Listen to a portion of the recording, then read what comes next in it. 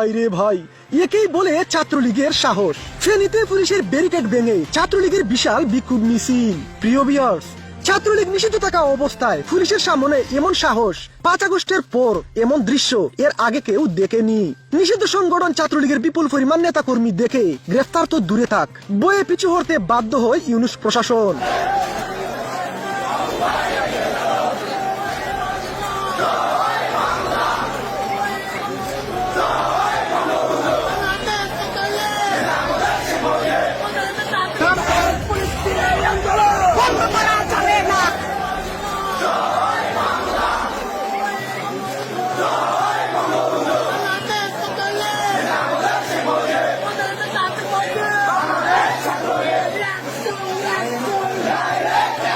Police দিয়ে আন্দোলন বন্ধ করা যাবে না, আমরা সবাই মুজিব সেনা, বই করি না বুলেট বোমা, এমন স্লোগানে কাঁপলো ফেনীর রাজপথ। প্রিয় ভিউয়ার্স, ছাত্রলীগ নেতা কর্মীরা বলেন, এবার হয় শেখ হাসিনার জন্য লড়বো, না হয় মরবো।